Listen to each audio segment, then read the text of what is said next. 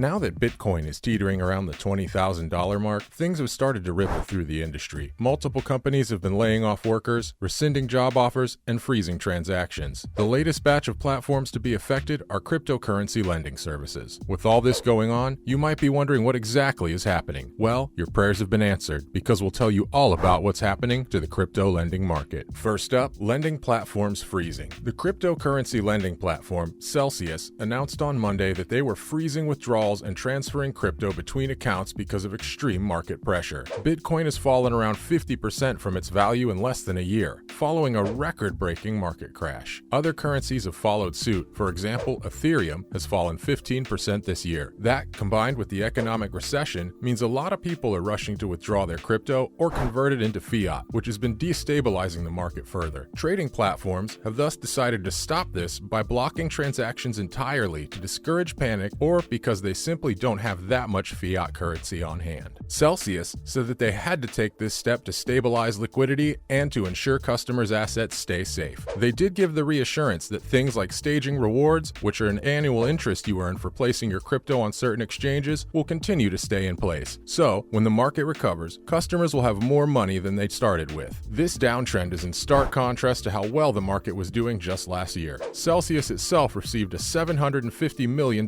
funding package to expand its operations. The biggest reason why Celsius had to pause withdrawals is one large botched investment. How lending platforms make money is through staking, which gives them a large return on cryptocurrency. That's why they give their high return rates to customers. Recently, the company placed a large investment in a staking token called Steth, an Ethereum-based staking coin, but because the value of Ethereum fell so much, so did the returns. This is why Celsius started to have trouble with paying users back when they wanted to withdraw money, and so to ensure their own survival, they had to pause transactions. Celsius is one of the largest players in the crypto lending scene. As of this May, the company has processed over $8 billion worth of loans. In terms of total assets managed, the company gave the figure of $20 billion and estimated its holdings at $11.8 billion. So for such a large company, it's concerning to see them having to resort to freezing assets. The crypto lending scene has exploded lately, but its meteoric rise is threatened by the shadow of scrutiny from regulators, particularly in the United States. Next, what's happening with DeFi? The lending platforms aren't the only ones that have been affected. Decentralized finance, DeFi, has been seeing freezes across the board. Coming back to Celsius, just before it blocked customers from accessing their money, withdrew 50,000 Ether and 7,000 wrapped Bitcoin from its DeFi account, in addition to transferring assets totaling $320 million to a different trading platform, FTX. CoinFlex, another DeFi-based platform, halted user transactions again, citing the same reason of extreme market conditions. But it gets worse. The team behind Solend, a Solana-based DeFi project, attempted to take over the wallet of a user that held $125 million in crypto. The move was overturned by a vote from the Solana community, but the fact that it was even considered raises some troubling questions. The whole selling point of cryptocurrency is the decentralization, that no one entity is in control, so they can't do things like freeze your assets. So, exchanges blocking all transactions, and big names like Solend proposing taking over a user's wallet are all things that worry people. If crypto isn't immune to these things, why did people switch over from fiat in the first place? The community believes these actions set a terrible precedent. DeFi projects rose to the mainstream when the bull run was peaking last year, and now that they're being tested for the first time, they don't appear to be all that decentralized after all. Still, there is a solution. The technology is still, at its core, decentralized. The answer is to not keep your crypto on trading platforms in the first place. Sure, you need to use them to buy or trade currencies, but once you do that, instead of holding them in their wallets, transfer all your assets to a private, cold wallet. That way, you're the one in charge. There's no risk of the exchange getting hacked and losing your money, or freezing accounts when things go bad. DeFi promised us the ability to free ourselves from the control of banks, and now they're acting the same way in a time of crisis. That's why it's important to take back control, even if it means losing some convenience. And now, for the market falling to a third. This crash in particular was so bad that the cryptocurrency market volume has fallen to a third of its peak value. While last year, the market was close to $3 trillion, this crash has changed that. Last week, the market cap fell to less than $1 trillion. billion.